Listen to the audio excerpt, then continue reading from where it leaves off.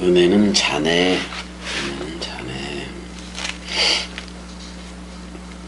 이제 저번 시간에는 사도행전 23장 11절까지 했네. 11절까지. 그날 밤에 주께서 바울 곁에 서서 이르시되, 참 이게 표현이 좀 그런데, 그 주가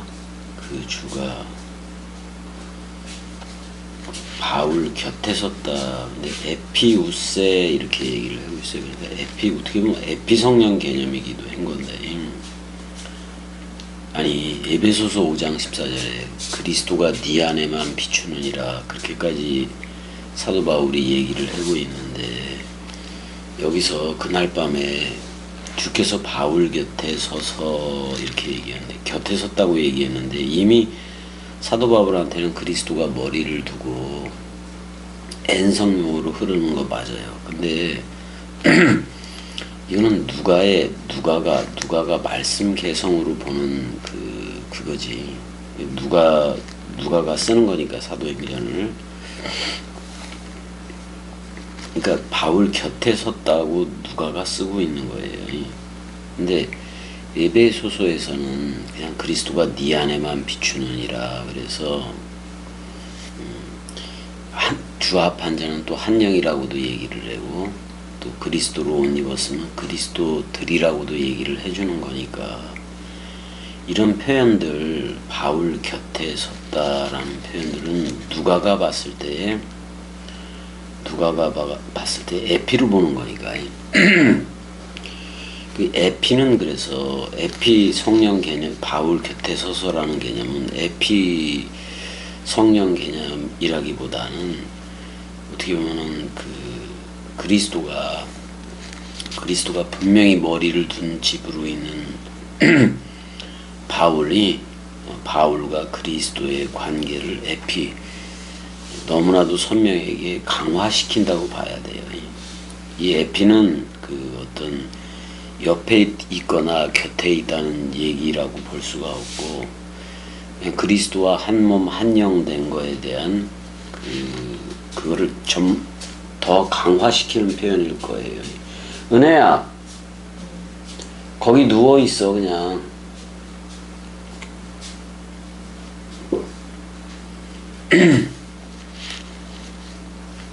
은혜야, 잠깐 와봐봐.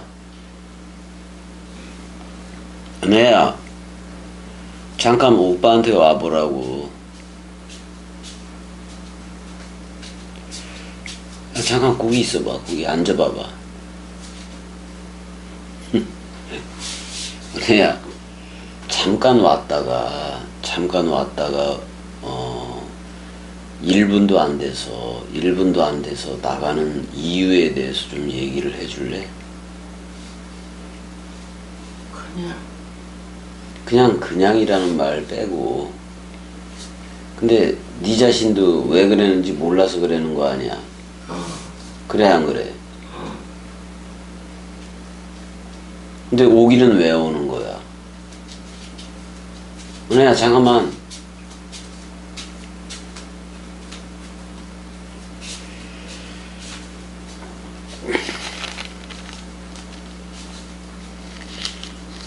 일단은 누가는 그날 밤에 주께서 바울 곁에 섰다고 얘기했는데, 에피 개념을 곁에라고 번역을 한 건데, 사도 바울과 그리스도의 관계에 있어서는 그냥 주합한 자는 한 영이고 그리스도가 네 안에만 비추느니라 그랬으니까, 우리가 사도 바울이 직접 에베소서에서 말했던 그 내용대로 흐르면 되는 거예요.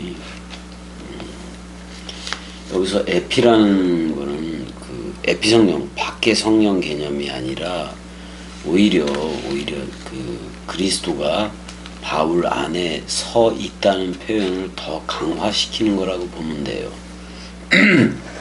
지금 강화전치사로 보면 되는 거지. 더더욱 연합전치사로 보면 되는 거예요. 주께서 바울 곁에 서서 이르되 담대하라 이렇게 전해야 저들도 알아들으니까. 내가 예루살렘에서 나의 일을 증언한 것 같이 로마에서도 증언하여야 하리라. 이게 사명이야. 이 사명.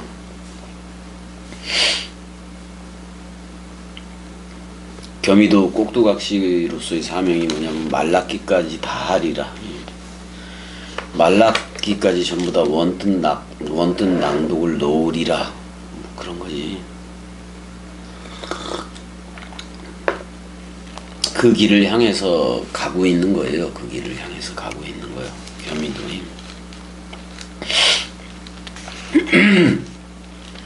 이제 지금 본문의 내용은 어떤 이제 제4차 전도 여행을 시작하게 되는 건데, 그러기 위해서는 안디바드리로 구약으로 얘기하자면 아벡이에요. 아벡이 어떻게 보면 아벡 그러면은 우리가 구약에서 언약궤를 뺏기고 그럴 때 그쪽이기도 한 건데.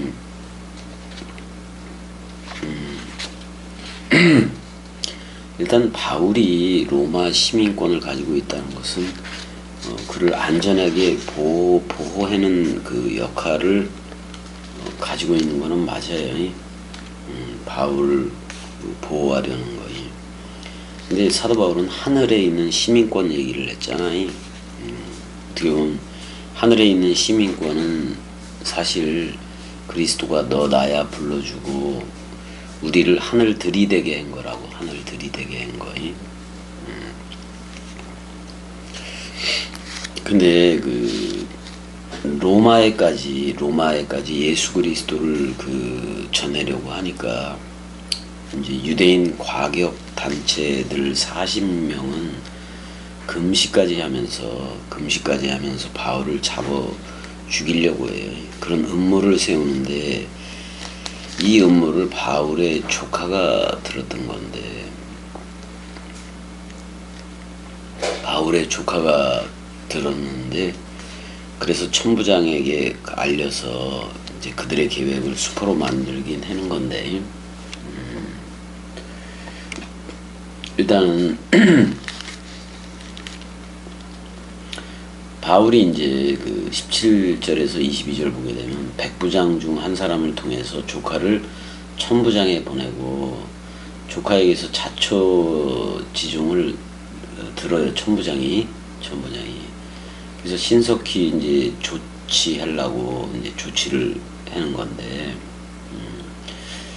일단은 로마 시민이기 때문에, 로마 시민권을 가졌기 때문에 그 책임 그것도 있고, 또 그러니까 이제 로마 그 의도도 있었을 것 같아요. 바울이 로마로 갔을 때 황제한테 얘기를 할 때 자기를 잘 봐달라 뭐 그러는 의도도 있었겠지요.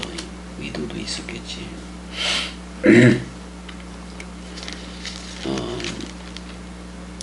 일단 바울을 살리려는 목적은 있었어요. 그 대신 바울을 살리려는 목적은 아나니아하고 대제사장 아나니아하고 사내들인 공의회 그쪽하고 멀어지는 뭐 그것도 될 수가 있으니까. 그러니까 이 천부장 입장에서 이 천부장 이름이 나와요. 천부장 이름이 나오는데 글라우디오 루시아라고 나와요. 26절에. 그래서 이제 가이사랴에 있는 총독 거기가 관저가 있으니까 가이사랴에 있는 총독 벨리스 가카에게 문안한 아이다 이렇게 해서 글라우디오 루시아가 천부장의 이름으로 나오고 있는데 26절 이전까지는 천부장의 이름이 나오질 않아요. 10절에 큰 분쟁이 생기니 천부장은 바울이 그들에게 찢겨질까 하여 라고 되어 있는데 이건 누가 생각이고, 천부장 자신은 사내들인 공의회 또는 대제사장 아나니아 뭐 이걸 건드리고 싶지는 않은 거야 사실은. 그들하고 원수가 되는 게 오히려 더 안 좋은 것일 수도 있지. 어떤 성령 운행에 의해서 사도 바울을 이제 보호하게 된 건데, 오히려 이방인이 사도 바울을 보호하고 있고, 그 유대 암살단, 아마도 그 이게 열심당이었을 거예요. 젤로 땅이었을 거란 말이야. 셀로 땅원들이었단 말이야. 셀로 땅원들은 항상 그 단검을 가지고 다녀요. 단검을 다닌다고. 그러니까 셀로 땅원들 대부분은 오늘 한국 이런 쪽으로 얘기하면 뭐 블랙 요원일 수도 있고, 또 외교적으로 하는 화이트 요원일 수도 있고 그래요. 그 셀로 당원들이 아마 40명의 그 금식까지 하면서 셀로 당원들이 근데 셀로 당원들하고 그 대제사장 그 아나니아하고 어떤 모종의 그게 있었을 거예요. 모종의 이제 어떤 사도 바울을 죽이면은 내가 뭐 이렇게 해주겠다. 그 셀러 당원들 한 40명한테 뭐를 특혜를 베풀겠다. 뭐 이런 게 있었을 거예요.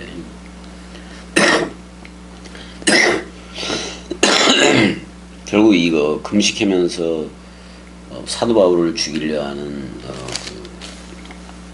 40명은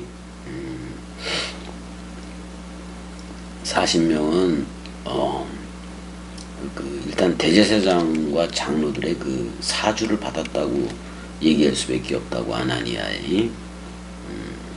근데 어제까지만 해도 몇몇의 서기관들이 일어나서 다투었다고 얘기해요. 그래서 왜 서기관도 바리새인이니까, 그러니까 사두개인들하고는 반목이 될 수밖에 없는 건데, 그래서 사도 바울에 대해서 우리가 몇 서기관이 그렇게 얘기해. 우리가 이 사람을 보니 악한 것이 없도다. 혹 영이나 혹 천사가 그에게 말하였으면 어찌하겠느냐, 이렇게 얘기를 했잖아요. 그래서 오히려 사도 바울 편을 들기도 했던 건데, 그러니까 몇 서기관들은 사도 바울 편을 든 게 아니라 어떻게 보면 사두개인들하고 바리새인들을 이렇게 서로 싸우게 만든 거라고, 사도 바울이.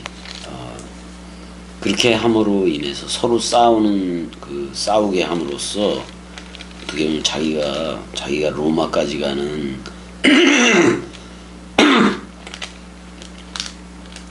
그 길을 스스로 개척하기도 하는 건데, 아무튼 천부장 입장에서는 이게 분쟁이 나면 안 돼요.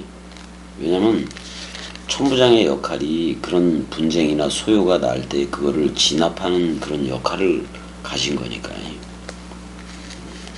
근데 이제 진압하는 역할을 가졌는데, 사도 바울을 죽여버리면은 또 사도 바울을 따르는 그들도 있잖아요.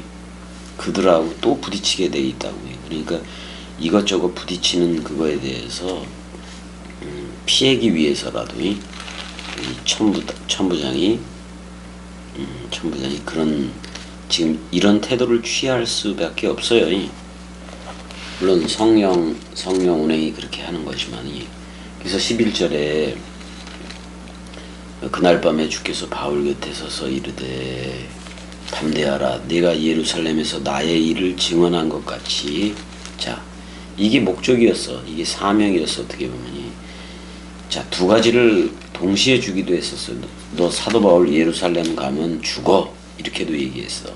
근데 그 죽음이 기다리고 있더라도 사명에 의해서 예루살렘을 가서 이 복음을 선포할 수밖에 없었던 거예요. 어떻게 보면 자신의 생물학적인 목숨을 담보로 예루살렘에서 예수 그리스도를 전하는 거야. 그게 이쁘지. 그게 이쁜 거지. 아니 예언들을 했었잖아. 예언들을.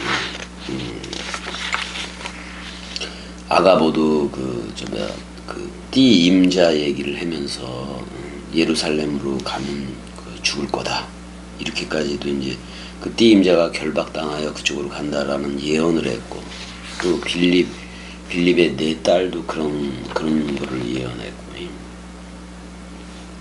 근데 사도 바울은 가잖아요. 사도 바울은 가잖아요. 그래서 예루살렘에서 자기가 죽을 것도 각오했다라고까지 가는 거예요. 그러니까 그 복음을 전하겠다는, 예수 그리스도를 전하겠다는 사명이 앞서버렸어, 예언보다도요. 그래서 아마 고린도전서 13장에서는 예언도 패하고 그런 표현을 썼을 거예요. 교미도 그래요. 말라기까지 다 동강해야 돼요. 그게 사명이니까. 그게 앞서는 거예요. 그 사명이 더 앞서버리는 거예요.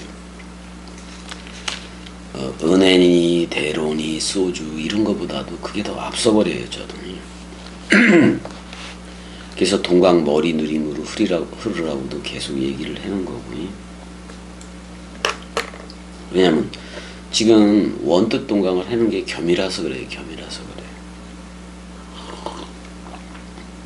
그거는 어찌 보면 겸이 꼭두각시한테 주어진 사명이기 때문에, 그렇게 주어진 사명에 대해서 말라기까지도 끝까지 갈 수밖에 없는 거고 그래요. 어떻게 보면 그 로마 말라기까지 끝까지 원뜻 동강을 놓아주는 게 그런 거예요. 네가 예루살렘에서 나의 일을 증언한 것 같이 로마에서도 증언하여야 하리라. 그러니까 말라기까지 다 동강하여야 하리라 그 말이기도 해요. 그 말이기도 해요.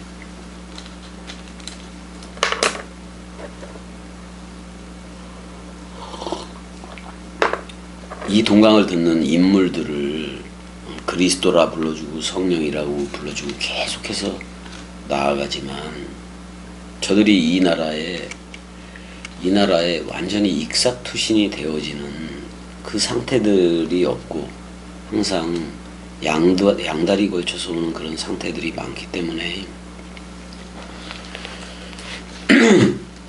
때로는 전하고 싶지도 않을 때도 있고 그래요. 그렇다고. 자, 이제 한번 보자고. 로마까지 가긴 가야지. 어떻게 보면 그 서바나 사도 바울이 생각했던 땅끝이 거기였으니까. 경미가 생각하는 땅끝은 사람 생각이 십자가에서 괴멸되는 거예요. 완전 소멸되는 거예요. 처음 하늘과 처음 땅 완전히 예수와 함께 묶여져서 소멸되는 거예요. 그게 땅끝이요. 그런 거예요. 생물학적으로는 어디까지도 해야 되냐면 말라기까지도 해주는 거예요. 그래서 끝까지 그리스도로 살아주다가 가는 거예요. 그거밖에 없지 뭐.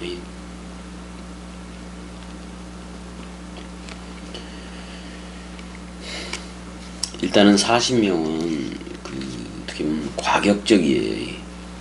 그러니까 하나님을 대상으로 믿는 거에 대해서 어떻게 보면은 얘네들은 뭐라고 해, 광신적이다, 이렇게 광신적으로 믿는 애들이에요. 율법도 철저하게 지키고 또 금욕도 하고. 그러니까 지금 이 40명은 대제사장 아나니아가 셀로 땅, 열심당이라 할 수 있는 셀로 땅을 사주한 거예요. 그래서 40명의 암살조를, 사도 바울을 죽이려는 암살조를 펼친 거라고요.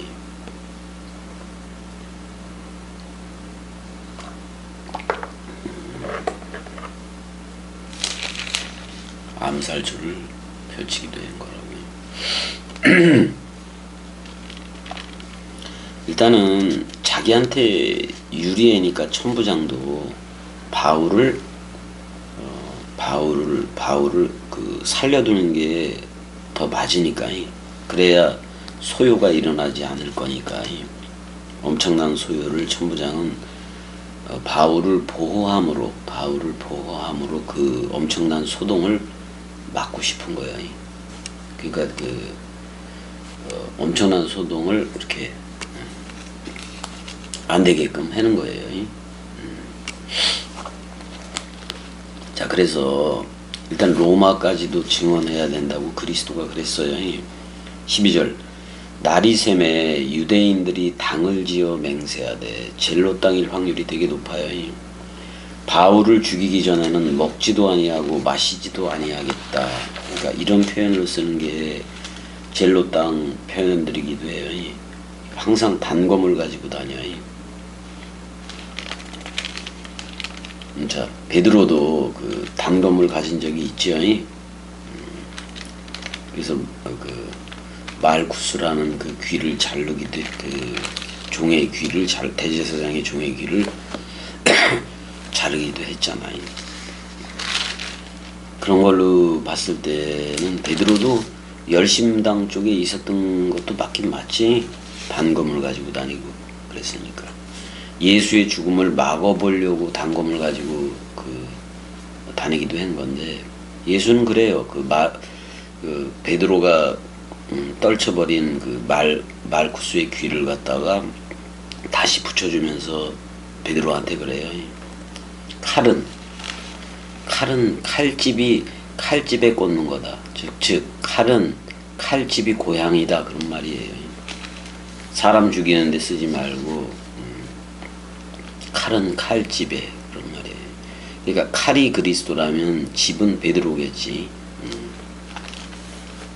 그 칼이 성령검이 칼집이 된 베드로한테 꽂혀야 그 죽음 사랑이기도 하지. 그래야 베레시트 완성이라는 얘기예요. 자, 사도 바울을 죽이기 전에는 먹지도 않고 마시지도 않겠다고 동맹한 자가 13절에 보니까 이같이 동맹한 자가 40여 명이더라, 이렇게 돼 있어요. 아니, 한둘도 아니고 40명이 동맹을 했다? 이제 누가는 이렇게 쓰고 있는데, 결국은 그 아나니아가, 대제사장 아나니아가 사도 바울을 죽이기로 결안을 한 거지. 그래서 이 젤로 땅, 뭐 이런 식으로 젤로 땅이라는 이 열심당을 끌어들여서 단검을 가지고 다니는 이들을 끌어들여서 사도 바울을 죽일라 그러는 거죠. 죽인 다음에는 대제사장 아나니아가 어떤 얘네들한테 특권을 줄 생각이 있었을 거예요. 문장을 보게 되면 다 그런 게 나와. 이제 누가는 단편적으로 좀 기록을 하고 있는데, 천부장의 생각하고 얘네들의 생각이 다 나오지 뭐 이거. 14절 대제사장들과 장로들에게 가서 말하되 우리가 바울을 죽이기 전에는, 그러니까 그 대제사장들, 사내들인 공의회를 대표를 맡고 있는 얘네들한테, 얘네들하고 어떤 모종의 그게 있는 거예요. 그게 있는 거예요. 사도 바울을 죽이면 어떤 대가를 주겠다는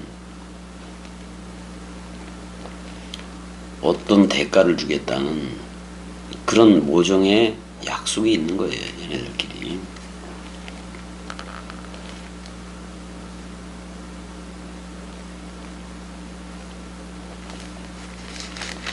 그 바울을 죽이기 전에는 아무것도 먹지 않기로 굳게 맹세했다. 이 말은 뭐예요? 바울은 은혜와 진리를 전해요. 은혜와 진리를 전하는데, 지금 이 40명은 뭘로 하겠다? 짐승제사 또는 건물 성전 예루살렘으로 하겠다고 오히려 하는 거예요. 예수 그리스도 은혜와 진리로 하는 이 나라, 율법의 완성이 은혜와 진리예요. 어떻게 보면 은혜와 진리는 용서이기도 해요. 용서이기도 해요. 이걸로 흐르겠다는데, 세례 요한이 물세례 주고 야 너 죄 다 회개가 됐어 이렇게 얘기하고 그랬잖아요.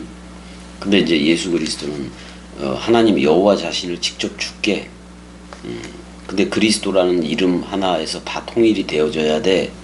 그렇게 하니까 여호와 자신이 오늘날에 그리스도로 와 있는 거지.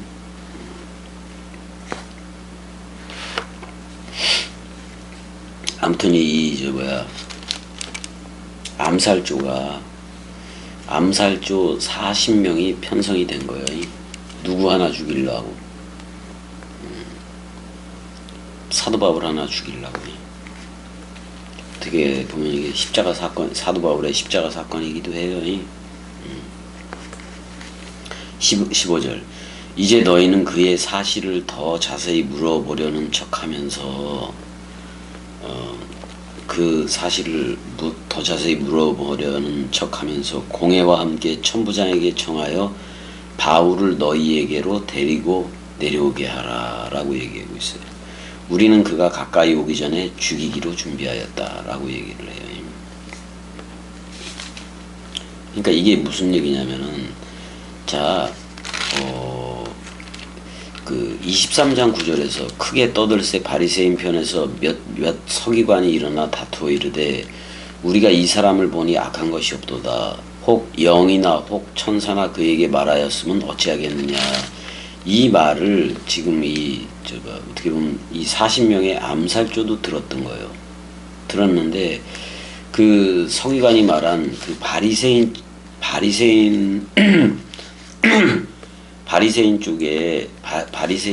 쪽을 되게 공감하는 척하면서 이 대제사장 아나니아의 사주를 받았기 때문에 암살조로 편성이 된 거잖아요.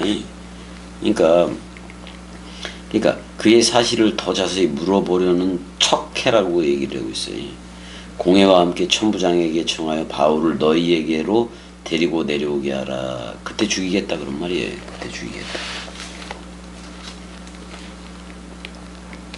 그때 죽이겠다 이런 말이잖아요. 근데 하나님은 뭐라 그런 거예요? 성령은 뭐라 그런 거예요? 로마에서도 증언하여야 하리라 그랬잖아요. 근데 이걸 16절에 바울의 조카 생질이 그들이 매복하여 있다함을 듣고 와서 영내에 들어가 바울에게 알렸다라고 나와요. 바울에게 알렸다. 그러니까 암살조 40명이 편성된 거 그건 이제 대제사장 아나니아와 또 그 장로들하고 협잡이 된 거예요. 쟤네들은 바울을 죽이기로. 그리고 바울을 계속해서 핍박하면서 따라다녀서 어떻게 보면은 그 마케도냐라든지 또 소아시아 또는 갈라디아 이런 데서도 온 애들이 있을 건데 그 중에 유대인들이 이게 바울이 이상한 복음을 전한다 이렇게도 얘기를 막 해고 다니고 그랬을 거란 말이에요. 그러니까 대제사장 입장으로 봐서는 반드시 바울을 죽이고 싶은 거예요. 왜냐하면 율법으로 그러니까 히브리 사람들은 12살이 되면 율법의 아들이라고 불러요. 남자들은. 그러니까 모세의 아들이라는 말이기도 해요. 율법적으로 짐승제사하고 건물 그 예루살렘 중심으로 해서 뭔가를 하려고 그러는 게 그 아나니아하고 대제사장 아나니아하고 애들이잖아요. 그래서 바울을 어떻게든 죽이고 싶은 거예요. 왜냐면 아직도 저들 생각 속에는 나자렛 이단이라는 그게 있으니까 예수가 나자렛 이단이라고 생각하는 그런 것들이 있으니까요. 왜냐면 저들이 은혜와 진리로 나오지 못했기 때문에 이렇게 죽이려고 그러는 거예요. 근데 바울의 생질이 그러니까 생질인데 바울이 외삼촌뻘이 돼요. 외삼촌뻘이 되는 거지.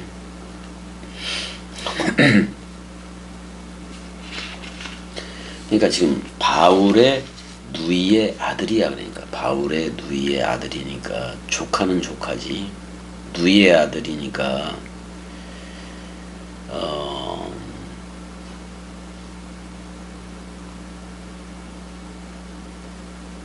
그러니까 이런 것 같아요. 어떻게 되면 바울의 누이가 대제사장 가문에 시집을 갔던 것 같아요. 그렇게들 얘기를 하니까. 근데 그 아들이 그러니까 바울이 외삼촌이라면은 그 지금 이생질은 조카잖아요. 조카인데 우연히 이 암살조의 그 살해 음모 꾸미는 거를 듣게 된 거예요. 그래서 외삼촌인 바울한테 알리게 되는 거예요. 알리게 되는 거예요. 그래서 바울의 생질이 그들이 매복하여 있다. 왜? 바울의 생질은 사도 바울이 로마 시민권을 가지고 있었던 것, 또 바울의 아버지가 로마 시민권자라는 것도 다 알고 있는 거지. 그래서 영내에 들어가, 그러니까 그 안토니아 요새이 그 영내에 들어가서 바울에게 알렸다라고 나와요. 그래서 바울이 천부장 말고 한 백부장을 청하여 이르되 이 청년을, 바울의 조카지, 이 청년을 천부장에게 인도하라. 그에게 무슨 할 말이 있다 하니 라고 얘기를 했어요. 그 다음에 18절에 천부장에게로 데리고 가서 이르되 죄수 바울이 나를 불러 이 청년이 이 백부장도 죄수 바울이라고 표현하고 있네. 나를 불러 이 청년이, 그러니까 조카지, 바울의 조카가 당신께 할 말이 있다 하여 데리고 가기를 청하나이다 하매 19절 천부장이 그의 손을 잡고 물러가서 조용히 묻되 내게 할 말이 뭐냐? 20절 대답하되 유대인들이 공모하기를 했을 때 이제 헤롯 열심당일 확률이 높아요. 그 암살조지. 유대인들이 공모하기를 그들이 바울에 대하여 더 자세한 것을 묻기 위함이라 하고 내일 그를 데리고 공회로 내려오기를 당신께 청하자 하였으니, 천부장한테 청하자 하였으니 21절 당신은 그들의 청함을 따르지 마옵소서. 그들 중에서 바울을 죽이기 전에는 먹지도 않고 마시지도 않기로 맹세한 자 40여 명이 그를 죽이려고 숨어서 지금 다 준비하고 당신의 허락만 기다리나이다 하니라고 되어 있어요. 암살조. 이에 천부장이 청년을 보내며 경계하되 이 일을 내게 알렸다고 아무에게도 이르지 말라 하고, 이렇게 되어 있어요. 이르지 말라 하고 백부장 둘을 불러 이르되 밤 제3시니까 9시에 가이사랴까지 갈 보병 200명과 기병 70명과 창병 200명을 준비하라 하고, 이렇게 얘기하고 있어요. 아니, 바울을 호송하기 위해서 가이사랴까지 보내는데 총독 벨릭스한테 보내는 거잖아요. 보병 200명하고 기병 70명, 270명, 또 창병 200명, 470명을 보내면서, 사실 보병은 나중에 돌아가고, 그래서 이제 기병과 창병이 이제 그 가이사랴까지 사도 바울을 데리고 가는 건데,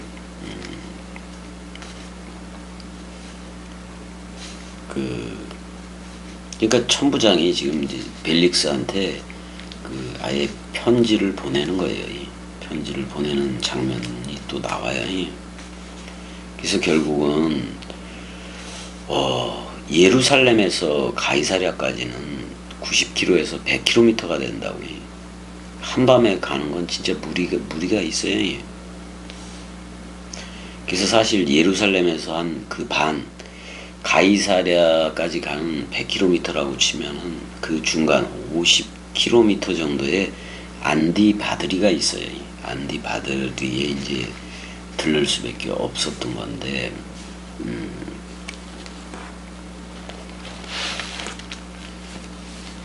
근데 안티파테르예요. 안티파테르. 지금 헤롯 왕의 지금 헤롯 가문에서 헤롯 가문의 아버지 뻘인 거지. 안티파터.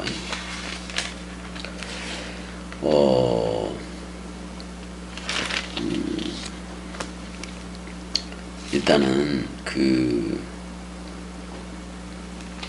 일단은 오른손에 창이나 무기를 가진 200명이 일단 동원됐고, 일단은 그 40명이 그 매복할 거라고 얘기를 했으니까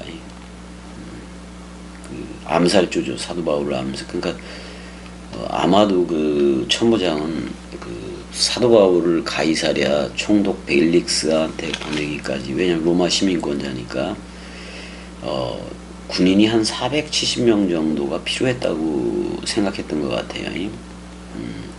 일단 예루살렘에서 가이사랴까지는 거의 100km라고 얘기하지만 사실은 90km 정도 되는 거예요.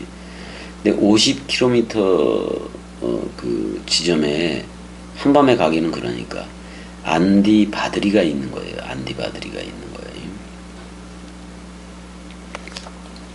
안티파테르가 있는 거죠. 안티파테르. 헤롯 가문하고 연결된 거예요. 그 안티파테르라는 말은.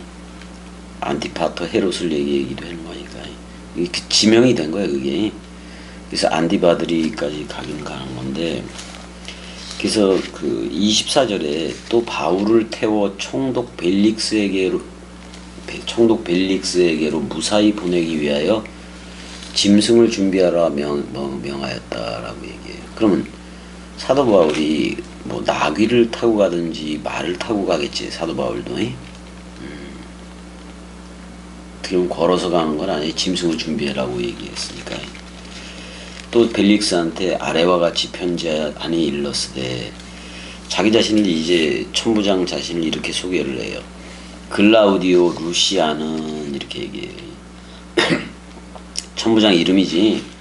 글라우디오 루시아는 총독 벨릭스 각하에게 문안하나이다. 그 당시 편지 문안 형식이에요. 복음서도 이런 식으로도 누가복음도 그렇게 시작하잖아. 데오필로 각하에게 문안한다, 이런 식으로 가는 거잖아요.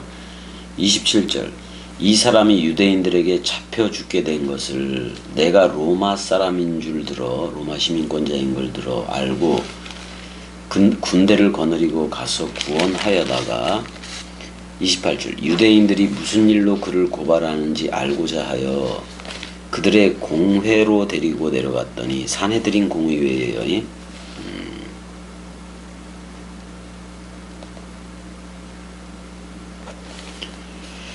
고발하는 것이 그들의 율법 문제에 관한 것뿐이요 한 가지도 죽이거나 결박할 사유가 없음을 발견하였나이다, 이렇게 얘기를 해요. 그러나 이 사람을 해하려는 관계가 있다고 누가 내게 알려주기로, 그 조카죠. 곧 당신께로 보내며 또 고발하는 사람들도 당신 앞에서 그에 대하여 말하라 하였나이다 하였더라. 31절, 보병이 명을 받은 대로 밤에 바울을 데리고 예루살렘에서 여기 50km 정도 돼요. 예루살렘에서 반거리지. 안디바드리에 이르러, 이렇게 돼 있어요.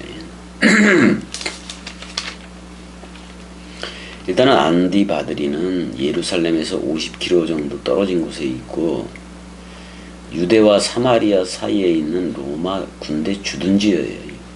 원래 이름이 카파르사바예요. 카파르사바였는데, 카파르 어떻게 보면 구속 그런 개념이기도 한 건데, 카파르사바였는데 헤롯 대왕이 헤롯 대왕이 거기를 재건을 해서 자기 아버지 안티파테르의 이름을 따서 이제 그 이름을 진 건데, 그 오늘날에 라스엘 아인 뭐 이런 데지. 그러니까 안티파터의 이름이 여기서, 그래서 안디바드리가 그거예요. 안티파터예요. 헤롯이 자기 아버지 안티파터의 이름을 따서 거길 그렇게 졌는데, 예루살렘에서는 50km 정도가 되는 거예요.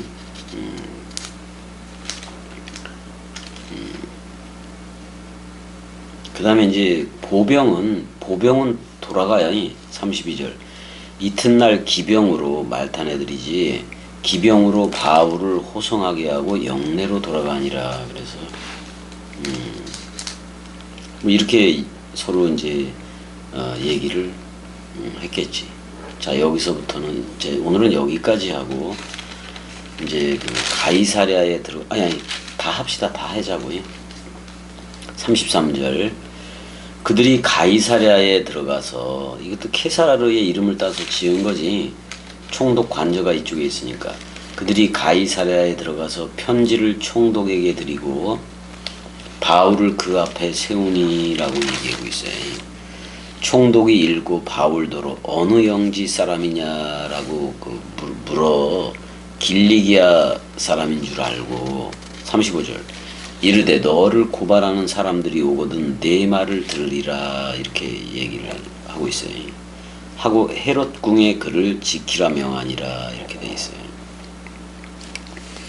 아마도 헤롯의 관저인 건데, 원래는 헤롯 대왕이 가이사랴에 크게 지은 궁전이었어요. 근데 후에 로마 총독의 관저나 또는 사령부로 사용되고 있었어요. 총독의 관저로 사용을 했는데, 브라도리온이 있어요, 여기도. 브라도리온, 뭐 연설회기도 되고 막 그러잖아요. 재판하는 곳이기도 하고, 브라도리온. 그래서 이제 헤롯 궁의 그를 지키라 명했다라고 말해요.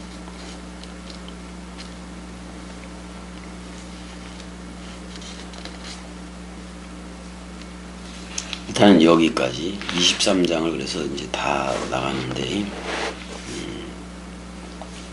일단 안디바드리에 이제 지금 들리기도 한 건데, 이제는 가이사랴까지 온 거예요. 가이사랴까지 와서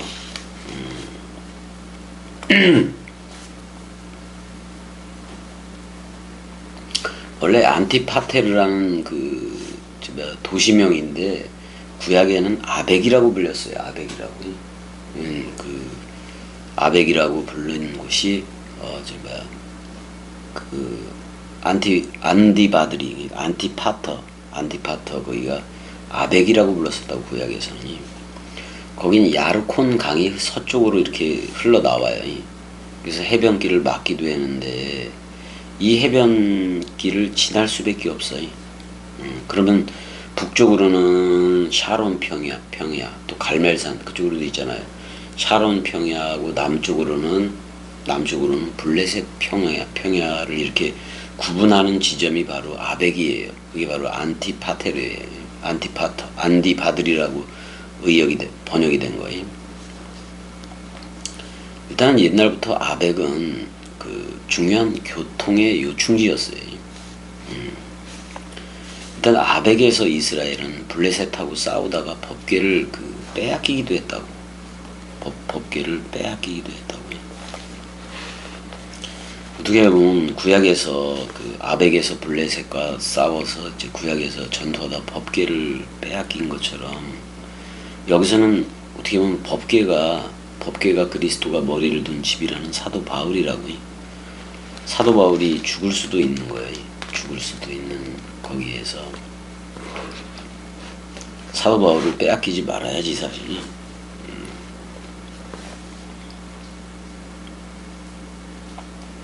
어떻게 하면 예루살렘에서 가이사랴 쪽으로, 예루살렘에서 어떻게 하면 예루살렘으로부터 안디바드리, 그러니까 아벡이 법궤를 빼앗긴 일이 예전에 있었는데, 어떻게 보면 사도 바울이라는 그리스도가 머리를 둔 언약궤가 아벡으로, 그러니까 안디바드리로 이동하는 중이라고 보면 되기도 해요.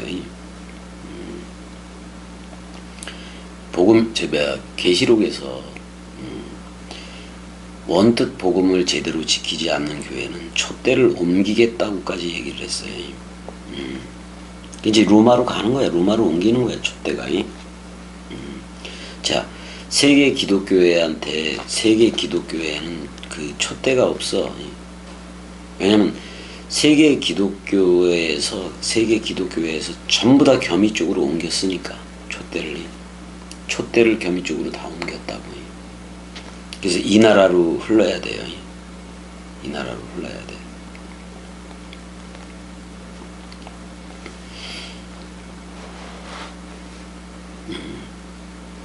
계시록 2장 5절이죠.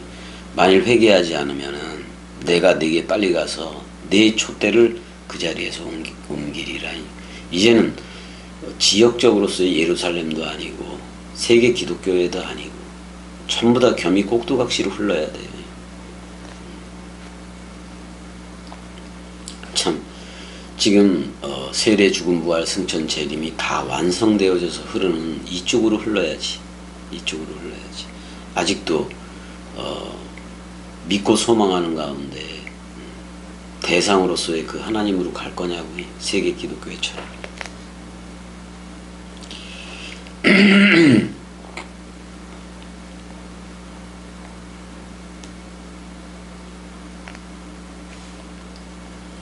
어떻게 보면 복음의 주도권이 로마로 이제 사도 바울 때문에 로마로 옮겨가기도 한 거예요. 지금 예루살렘 그 건물 예루살렘 그건 티토스에 의해서 완전히 허물어졌으니까 그거 끝났다 이거요. 사내들인 공의회 중심으로 해는 그런 인물 대제사장 또는 짐승 제사에는 그거 끝났다 그런 말이에요. 그래서 티토스가 그거 끝냈다는 그걸로 완전히 돌 하나도 돌 위에 남지 않고 다 무너뜨리잖아요. AD 70년에. 분명히 세계 기독교회는 그리스도가 없어요. 그리스도는 지금 겸이 꼭두각시한테 와 있는 거예요. 성순이, 김건희 이런 것들한테 그 촛대가 있는 게 아니에요.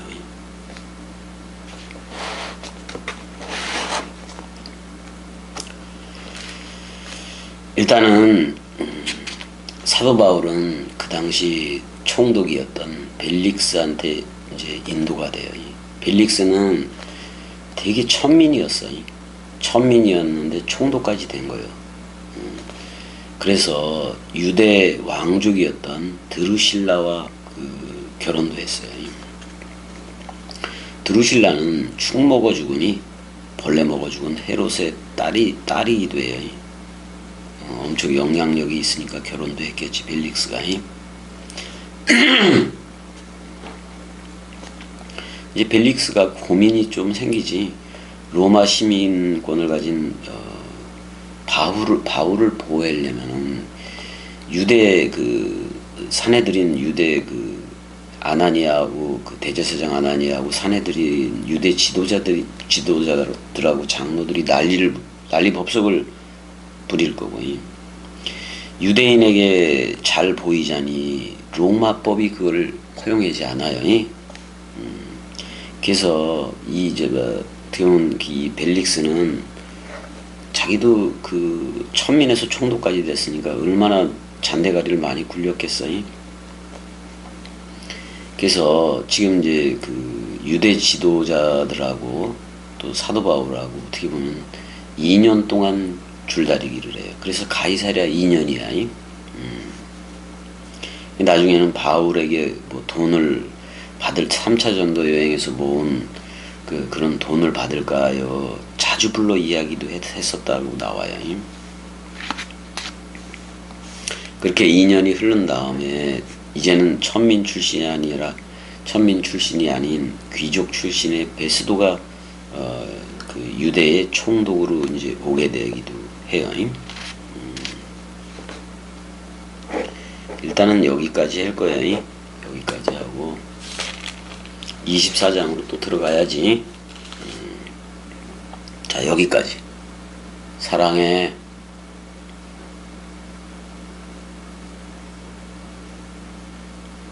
은혜야, 사랑해. 대답이 없네. 대답이 없네. 은혜야, 사랑해. 은혜야, 사랑해. 어디 갔어? 은혜야, 사랑해. 은혜야, 사랑해. 안 사랑해? 어디 아파? 은혜야, 은혜야, 어디 아파? 어? 누구 쉬어야 돼? 아니야?